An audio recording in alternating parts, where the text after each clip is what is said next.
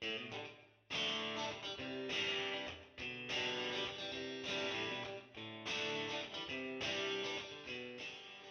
there fellow model makers, and welcome to the first part of my Hobby Boss 72nd scale F-14B Tomcat build. This is a reasonably well detailed kit and goes together rather nicely. However, it does have its shortcomings, as we will see. Before I go on, I'm sure many of you would have noticed that the nozzles on the kit are not that of the F-14B GE engine. And you would be right. You see, I had ordered the aftermarket nozzles, not realizing they were for the A variant. Now the choice I had was either to use them here and make this an F-14A, or buy another kit just to use the nozzles. Well, I decided to do the former. So that makes this an F-14B base kit with F-14A nozzles. With that out of the way, let's get on with checking out the kit. So we have some nice cover art on a rather sturdy box.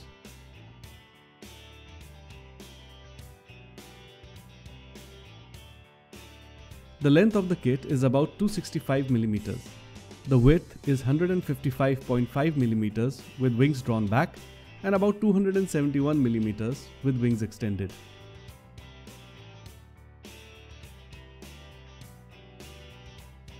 Inside the box we have black and white instructions, a nice glossy sheet with paint schemes, and very nicely packed plastic.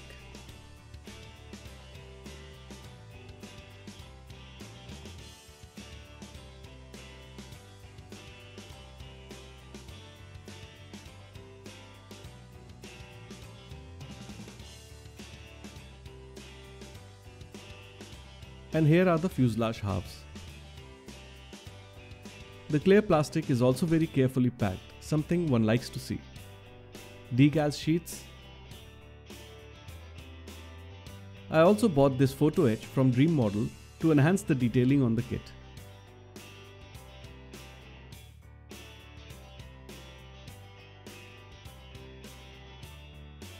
And here are the infamous wrong nozzles. Let's open up some pieces to see what the surface detail is like.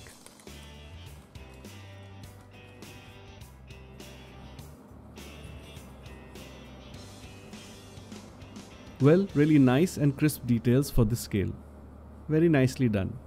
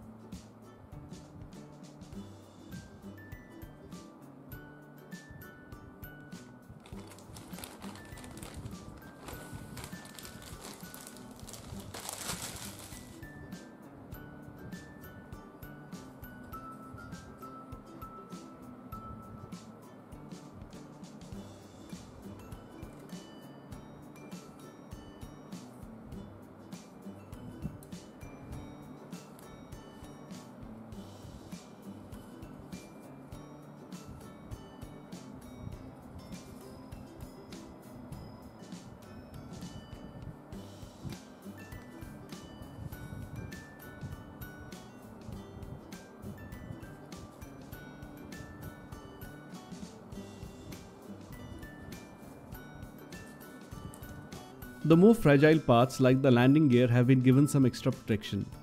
Very nice touch.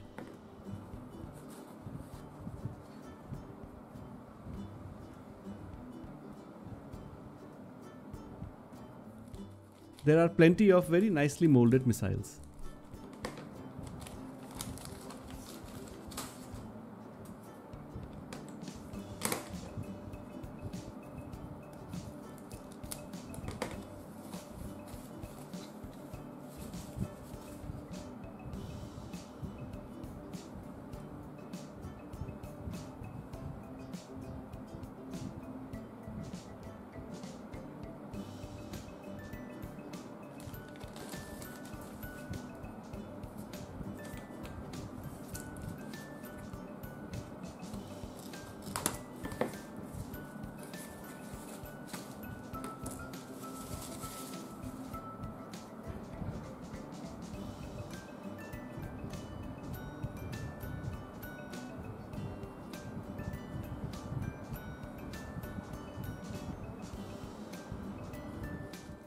And here are the original exhaust nozzles. Not really that bad, but somewhat lacking in detail.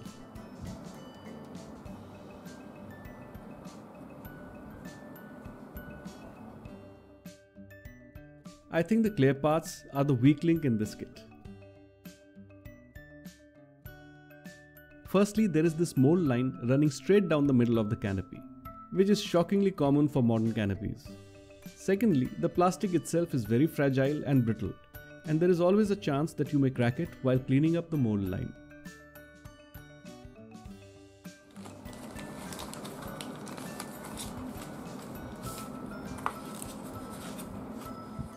The decals look really nice. Once again, clean and crisp. There are 3 marking options, but we will go to that later.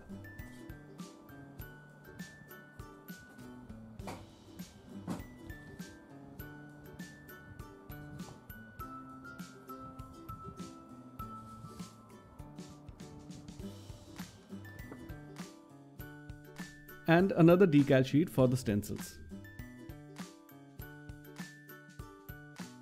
The instructions are pretty standard. Start with the cockpit, then the fuselage, and lastly the landing gear and missiles.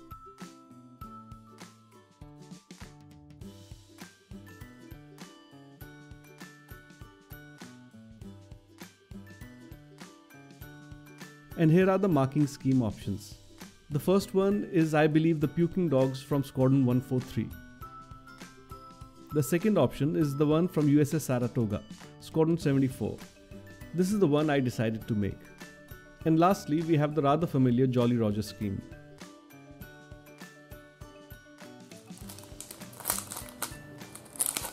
Before I start the build, I check the instruction sheet with the photo etch parts just so I am clear about what is to be done.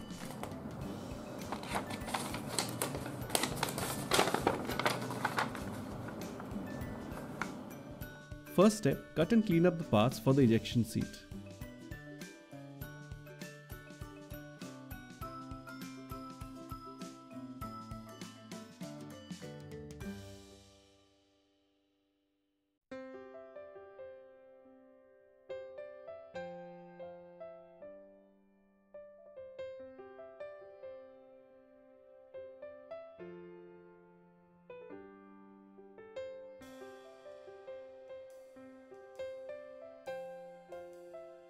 And now to glue them together.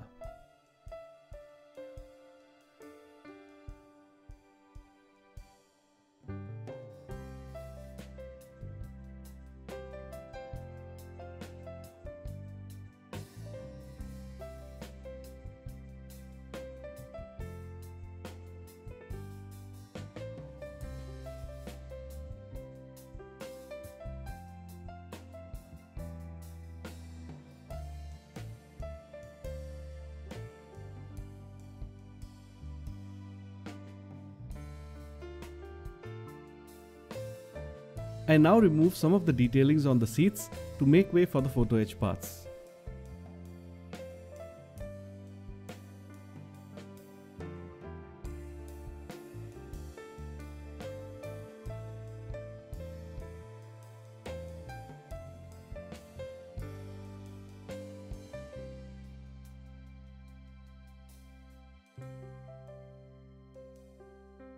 The photo etch parts are now glued in place with some super glue.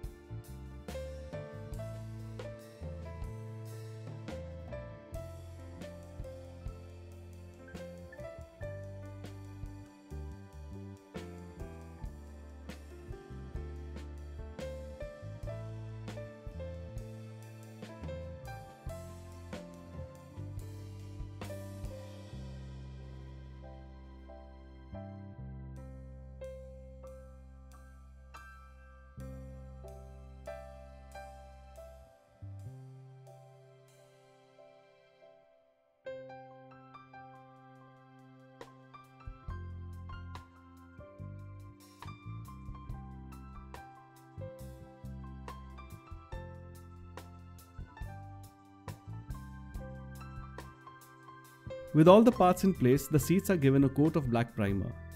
This was done outside and off camera as the cans throw up a lot of primer. I use Citadel's Necron compound for dry brushing, which brings out the details on the seats.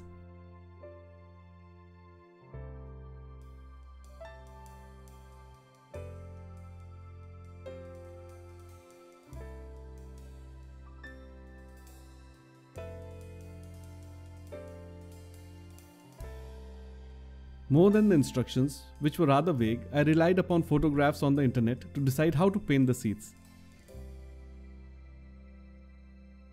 Vallejo's camouflage green is used for the seat frame.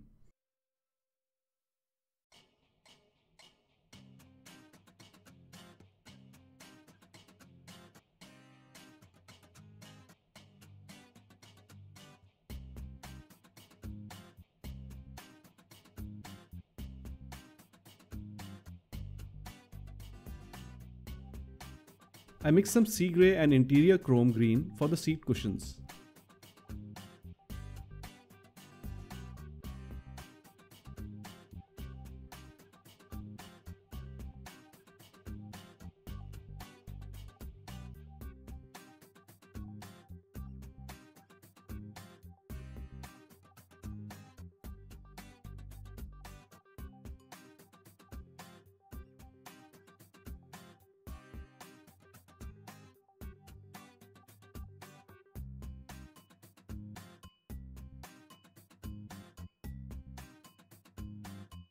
RAF medium sea grey for the straps and harnesses.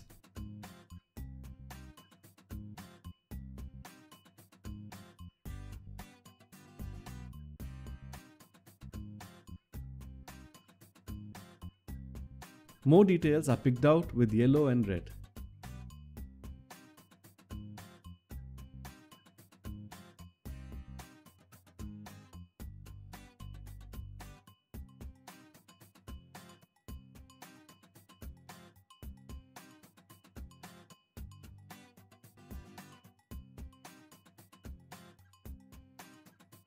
Aluminium is used for the buckles.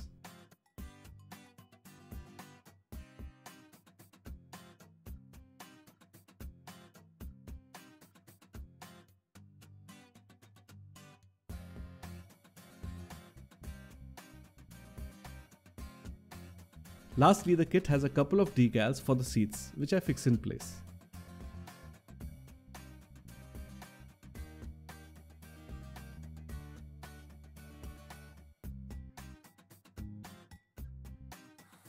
With the seats now drying, I turn my attention to the cockpit tub and the remaining cockpit parts, which are given a base of black.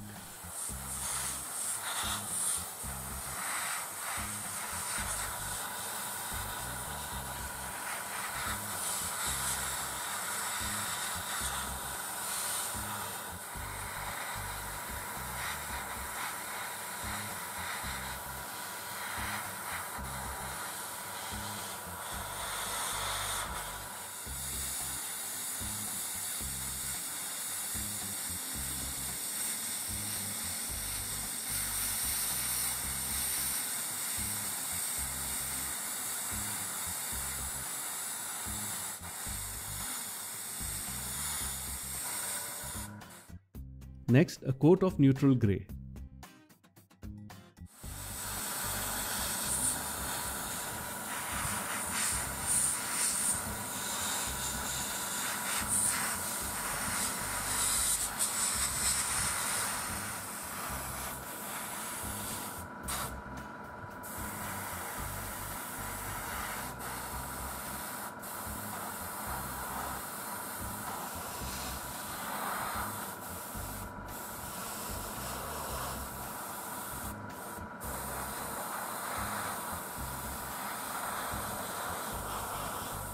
I had a choice when it came to making the instrument panels.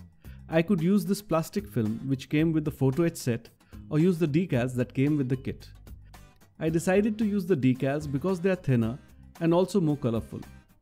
I first fixed the decals in their correct place.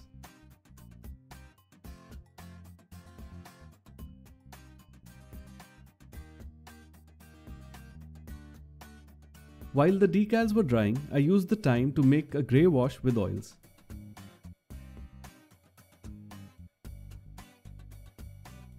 I tried to get as close as possible to the neutral grey in the cockpit.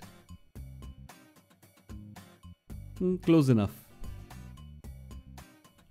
This wash was then applied on the photo etch parts, which I had already painted black. The extra wash was wiped away with a Q-tip. Simple enough to do since this is an oil wash.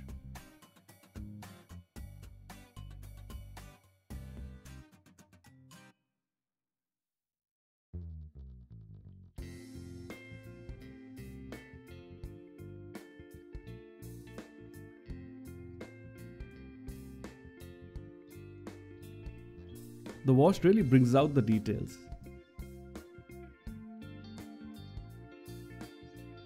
Now back to the instrument panels.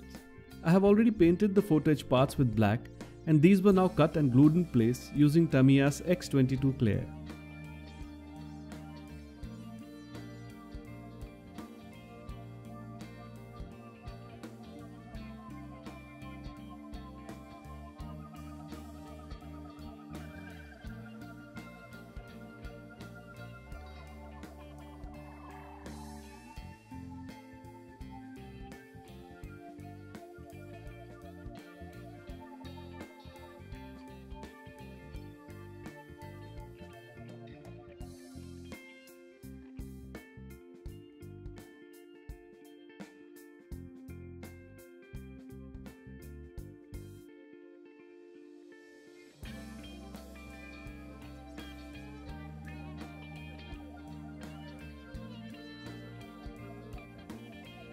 Finally, the cockpit is assembled.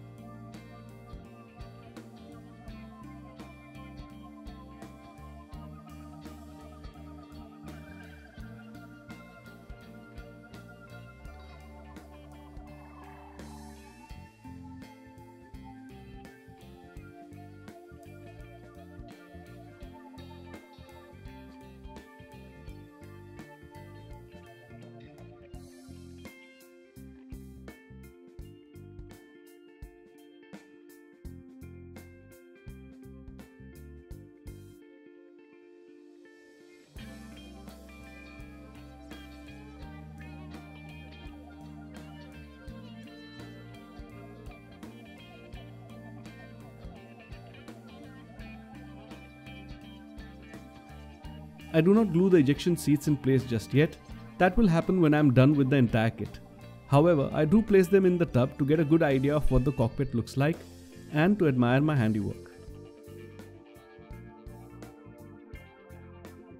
Right then, fellow model makers, that's about all for the first part of this build.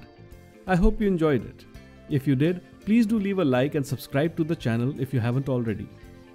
Till next time, stay safe, good luck and happy model making.